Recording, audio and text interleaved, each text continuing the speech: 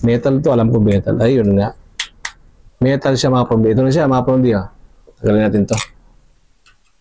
Metal. 4 hours sina-charge. Ginagamit. Matindi, no? Maganda siya. Paikutan ko lang mga from D, no? Metal siya, full metal. Para magkaroon kayo ng idea sa clipper na to. Ayan. Kalaban to ni Medshow, yung Medshow, M5, yung M5. Ito yung sumunod na lumabas. Ayan. Magandang blade nito mga ka-from. Tingnan nyo.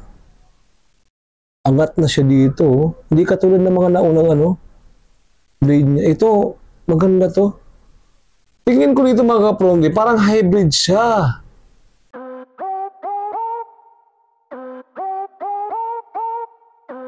Yun mga ka-from, no? Nagbabalik po tayo ulit, si From D Barber po. Para sa isa na naman pong araw, umaga, tanghali at gabing unboxing at saka hair tutorial ng mga videos mga From D, na. So, meron naman tayong ditong i-unbox. Matagal na to sa akin mga From D, no? Meron tayong ditong Medshow. Ayan, no? Medshow M8F. Ayan, may F pa siya dito. May F. Ito mga From D, no? Maganda to. Isa to sa pinapangarap ko lang daw nung una. Pero ngayon, nandito na sa akin. Pero matagal na to sa akin. Hindi ko lang na-unbox. So mga From D, no? Tara! So baybayan nyo ulit ako mga From D. Unbox natin to, no? Tapos, sabihin natin yung kanyang specs pag nabuksan natin to. Sa mga hindi pa po pala mga From D nakapag-subscribe, sana po yung makapag-subscribe po kayo. At pakiclick na rin ang notification bell dyan kung meron man. Yung parang maliit na bell. Para lagi po kayo updated sa mga susunod ko pang mga video tutorial at saka mga unboxing. So, try muna nating reveal ang kanyang specs mga From D, no? Kung mababasa natin kasi medyo Chinese po talaga ang mga sulat minsan, no? So, titingnan natin dito. Ano ba meron dito? Medyo malabo. Chinese yata ito mga From D. So, titingnan na lang natin dito. Chinese. Babanggitin na lang natin dito mga From D yung niya. Specs niya, no? So ito parang alam ko dito mga From D, no? Metal siya. Metal to. Marami nakalagay dito to mga From D, oh. Marami siya nakalagay dito ng mga accessories, oh. Para siguradong mababasa niyo ang specs niya, ito. Isusum ko na lang. Yan mga From D, no? Para sigurado tayo na mababasa niyo, ha? Marami siyang accessories sa likod, mga From D. Ayan. Pasigurado, no? Sigurado tayo. So, ayun ang specs. Pero maganda talaga siya. Model M8F, no? Maganda to. 7,200 mAh pa rin para talaga to. 6,000 to 7,200 mAh. So, maganda dito mga From D. Marami siyang kasamang clipper guard. So, tapos, charging time niya is 2 to 5 hours. Ang kanyang nakalagay dito, usage time is 4 hours. Ito malupit mga From D. Ito ang sinasabi ko. Yung mga medyo talaga mga From D, pag gumagawa, mas nilalakyan nila yung kanilang mga battery. Yun ang maganda. Yun ang lamang talaga ni Medshow. Lagi maganda yung battery pinapakita. 18 watts. 18 watts, no? Galing. Mataas to, ah. Samantalang dati, ang kanyang wattage lang is 6 to 7 watts. 6.5 to 7 watts. Ang bubukas dito. Tingnan natin. At ang hirap bubuksan. Paano ka bubuksan? Kaya naman pala eh. Nakadikit. Yun. Kaya pala, nakadikit pa yung iba. Yun, mga From D. Nahirap siya. Wow! Packaging pala mga From D, panalo na palagi si Medshow. Naganda naman packaging nito. Lagi siya may ganito. No, sa mga premium na clipper guard nito. Meron siya ditong Chinese pa rin. Ito, hindi ko alam kung Chinese pa rin. Dalawang klase pala to, isang M8 at saka M8F. Yun mga From D. Yan ang problema kay Medshow lagi. Laging Chinese, pati manual Chinese. Sabagay, made in China. Buti na lang ibang specs dyan nababasa dati, hindi nababasa yan. Wow, ito na mga ka-Prom D. Dito, pabalik na rin natin. Ayan, oh. Maganda yung packaging, bilib ako. Ito mga Prom D, no? Ito ang kanyang charging base, dock stand. Meron siyang oil, may screw. Karamihan kay ka-Prom D kay medyo talagang may baon na screw. Minsan maliit. Pag maliit na clipper at trimmer, may maliit din siyang ganito. Meron din siya ditong, ayan, charger. Ano ba to? Parang sa to, dito sa charging base niya, no? Eto. Lagyan na natin, napag na natin. Eto naman ang kanyang, dalawang klase palang gamit dito mga Prom D, no? Dati hindi ko rin alam. Ito, pangtanggal ng buhok. Ito naman, pangtanggal ng buhok ito at saka pang zero gap. Dalawang klase ito mga Prom D. Pang zero gap din siya. Pag sinuksok nyo dito yung clipper na medyo, pwede siya may zero gap. Pag hindi pa kayo marunong mag zero gap, ito, pang zero gap din siya. So, meron siyang ganyan. Ito, meron siya ditong screw. Tanggalin na natin tong charging base. Maganda charging base dito. Ano kaya ito? Ba't may ganito? Tapos, ang dami niyang clipper guard. So, hindi natin isa-isa yung clipper guard niya, no? Bilangin natin. 2, 4, 6, 8, 10. 2, 4, 6, 8, 10. 10. Tingnan ko pinakamalaki niya. Anong number? Number 8 ang pinakamalaki mga Prom D. Number 8 ang pinakamalaki. Meron din siguradong 0.5. At saka number 1. 0.5. Meron. Hanggang number 8. Premium. Ito lang ang dito na, no? Meron pa ba sa ilalim? Tingnan natin yung ilalim kung meron pa. Wap! Baka meron pa nakatago. Baka may pre-dis pa. Wala na. Magandang packaging nito. Solid. Ganda ng kahon. Maganda mga kahon niya mga Prom D. Wala sa ilalim. Iba kasi nasa ilalim nakalagay. So, itatabi mo natin dito. Kasi andito yung main event natin. Ito lang ang kasama niya. Tsaka yung yung mga clipper guard. Ilabas ko nga muna mga Prom D clipper guard para may idea kayo. So, ayan. Ang clipper guard niya, no? 1 to 8 siya. Ito. Marami. 1 to 8. Ayan. Clipper guard niya. 1 to 8. Naka-Prom D. 0.5 pala hanggang 8. Ito. Puro black. Ito lang puti. Ito na. Simple lang ang laman niya. Kasi mga pre na. Wala na. Metal to. Alam ko metal. Ayun nga. Metal siya mga Prom D. Ito na siya mga Prom D. Tagalin natin to. Metal. 4 hours niya charge. Ginagamit. Matindi, no? Maganda siya. Paikutan ko lang mga Prom D, no? Metal siya. Full metal. Para magkaroon kayo ng idea sa clipper na to. Ayan. Kalaban to ni Medyo yung medyo M5. Yung M5. Ito yung sumunod na lumabas. Ayan. Maganda to. Metal din sa M5 eh. Pero gusto ko yun. Ito, hindi siya bilog, no? Pagka-kwadrado siya. Tanggalin din natin tong to. Naka-tape. Naka-tape siya dito. Para hindi siya mag-on. Ayan. Okay, tingnan natin to. Ito ang kanyang, meron pala dito siyang hook. I-hook siya, no? Wala siyang USB port. Hindi siya USB port, no? Dito talaga. Charging niya dito. Ito, hindi pa nagbabago kaya, medyo. Yung port niya, pare-parehas lang na ganito. Ayan, ganito. Hindi katulad ng iba na USB port na, no? Mga Type-C. Ito, hindi ganun pa rin. May port pa rin siya na dalawa. So, meron din siya ditong Chinese character. Ayan, may LED indicator. LCD or LED indicator to. Metal, full metal. Full metal nakapalibot, no? Tingnan natin to dito. Meron din siya dito. Bakit meron siya dito? Pang ano to? Mamaya tingnan natin. Ito ang click lever niya, mga Romdi. Ganda ng click lever nito. Metal din. Metal ba plastic? Metal lang click lever, no? Iba kasi plastic lang eh. So, ito yung ano niya. Blade niya. Nakalagay sa blade niya is fade.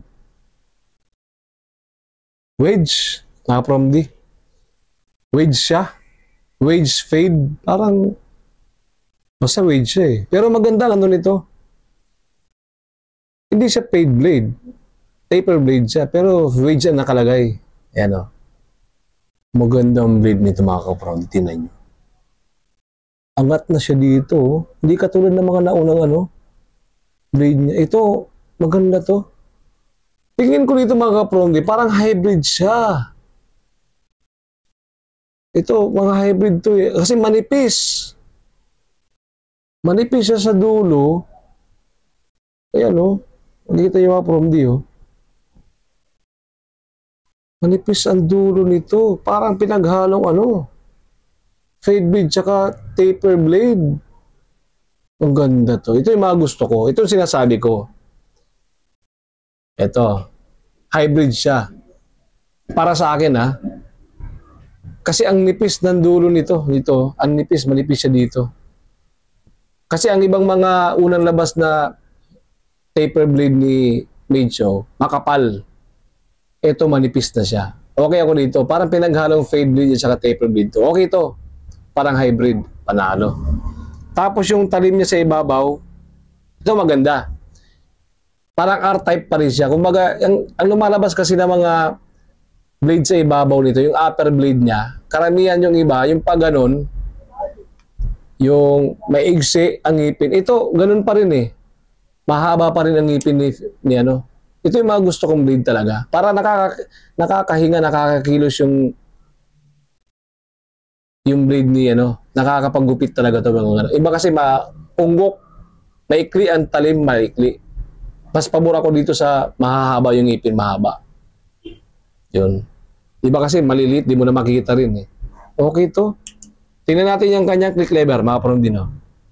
1, 2, 3, 4. Pero sa iba, 5 yan. 5 click lever. Pero ako, 4 lang sa akin. Kasi una kong binibilang yung pag-click niya. Diba ganyan, di ba? Open. 1, 2, 3, 4. Ay na, sobrang 1, 2, 3, 4. Ayan, 4 nga. Usually naman, nasi-zero gap siya mga parondino. Pero sa ngayon, hindi pa siya naka-zero gap. Isi-zero gap pa natin to, no? Pag bumili kayo nito, hindi pa naka-zero gap, isi-zero gap pa natin. Ang gusto ko sa kanya mga prondi, meron siya ditong mga ano parang guhit-guhit to eh. Guhit-guhit. Ayan, no? Para hindi dumulas. Kasi minsan, pag gaganito, plain siya dito, no? Kung puro plain to, pag nag-grip kayo dito, medyo madulas. Ito, para hindi siya masyado madulas. Pero kung meron tayong, suggest ko kasi metal to mga prondi, no? Minsan nagbabasa yung kamay natin. Pag metal, kagaya nito, mas maganda kung meron kayong grip, yung rubber grip dito, ilagay nyo talaga. Kasi minsan, pag dudulas nun ako, sayang ang clipper. Sayang ang clipper, no? Maganda ang blade nito. Wedge blade. Naka-wedge siya. Fade. Ayan. Maganda, oh. Slim. Ang gusto ko sa kanya, slim. Oh. Pag ginanyan mo, di ba? Hawak na hawak. Oh. Hawak na hawak siya. Ayan, oh. Tapos pag iyon mo, ang ganda. Ang gandang hawakan. Hindi siya masyadong mabigat kahit full metal siya. Hindi siya masyadong mabigat. Hindi katulad ng iba talagang mabigat.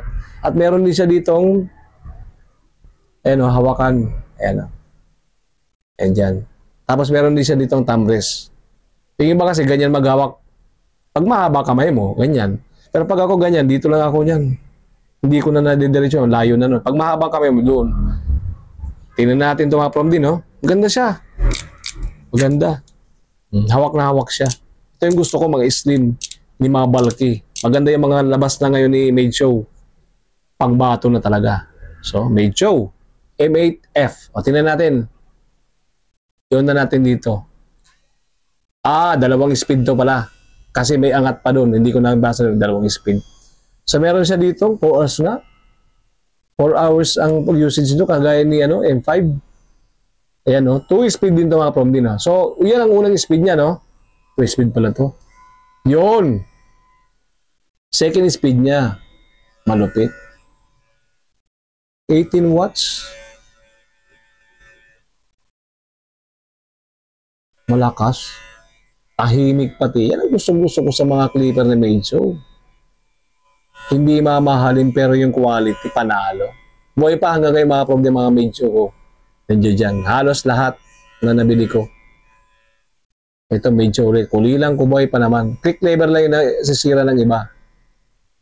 Yung mga click lever. Pero yung M5 ko hindi pa nasisira. Ganda nito. Ayan o. Gaba natin. Unang speed. Ayan. Off. Oh, minsan pwede mo ring anuin. Pero yung unang speed pwede na eh. Pero para sigurado kayo, pag magugupit, i-full speed nyo na. Kung baga second speed na kayo agad. Kasi mamaya mabitin ko. Pero pag nag-fade kayo, mga from di. Alam mo, fade na lang, di ba? Pwede to. Yung unang speed para hindi ma-aksaya sa battery. Para mas mahaba yung battery niya. Unang speed na gamitin nyo pag fade na talaga, pag blending. Pero pag bulk, pag magtatanggal kayo ng kapal ng buhok, especially buzz cut. Number 2, 2 speed na agad. Tahimik. Eto, hindi ko pa siya natetest talaga. Ngayon pala ako makakapag-test nitong M8 na to. Itong blade na to. Dahil yung unang mga blade kasi ni Meijo mga kombi, no? Unang mga blade ni Meijo, makakapal. Tapos hindi madali mag-init. Eto, malalaman ko to pag ginamit ko kung mag-init pa siya na madali. Pero ito sigurado, pag gumagawa kasi mga kombi, halos karamihan ang gawa ng blade ni Meijo. Tips ko lang sa inyo. Talagang hindi siya masyadong mabilis mag-init. No?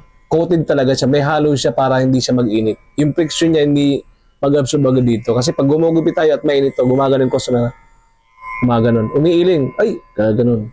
Pag mga Meijo ang ginagamit ko mga prondi, hindi talaga mabilis uminit. Ito maganda to.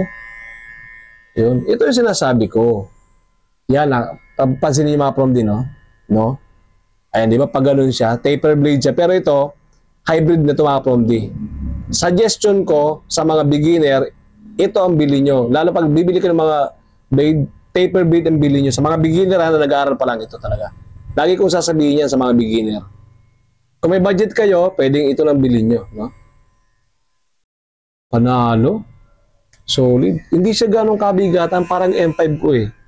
Papipil mo, ay, ito pala parang, ito ko nga, opo muna. Wala naman to. Akala ko wala pala to, design lang pala to.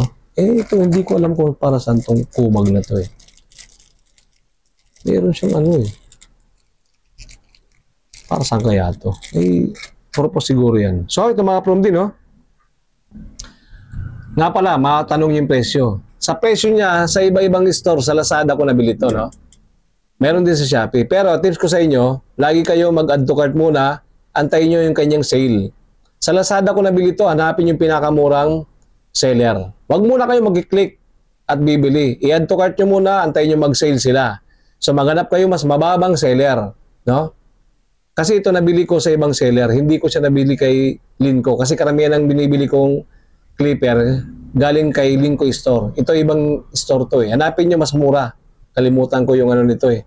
Hanapin ko yung store na binagbilang ko nito. Minsan nagmumura. Minsan mahal din siya eh. Pero baka ilagay ko sa comment section yung link nito. Pag may nagtanong kung saan ko binili. Mura ko lang nakuha to. Sa iba, 4,000 plus. Pero nakuha ko lang to ng 3 plus eh. 3,500 yata. 3,500 ko lang yata to nakuha. Pero 4,000 plus to minsan sa iba. Ito 3,500 ko. Alam ko pagkakabili ko nito 3,500 lang to eh. Pero 4,000 plus to sa iba. Minsan 4,000 ganun. Nakuha ko lang ng 3,500. Mura ko lang nakuha to. So, hanggang dito na naman from di. Sana po'y nabigyan ko kayo ng idea sa clipper na to. Yan. Makapag-comment sana kayo kung ano masasabi nyo sa clipper na to. Sa mga may ganito na, comment kayo mga from di, no? Kung anong experience nyo sa Mecho clipper na nabili nyo ganito. Si Mecho M8F. Anong experience nyo sa kanya? Maganda ba? Gamitin, nung ginagamit ninyo, madali ba siya mag-init? Ako, sasabihin ko yung review ko, full review nito sa mga susunod sa actual test performance. Pero ito, basta Mecho, recommended mga Promdi. Huwag kalimutan palang i-share to sa iba para malaman ng ibang mga barbero ninyo na may mga ganito pala sa mga baguhan. Ipon kayo, consider nyo to bilang investment. Mag-invest kayo. Medyo mahal ng konti, no? Pero solid to mga ganito. Basta Mecho, recommended talaga mga Promdi. Hindi ka mapapaya dito. Huwag kalimutan mag-subscribe, like and share sa video na to mga Promdi. Tapos, paki-click ang notification bell dyan para lagi kayong updated muli sa aking mga YouTube na videos na i-upload. Hanggang sa muli po, from the Barber po ulit. Mabuhay, Barberong Pilipino. Mecho M8F. Yun, solid.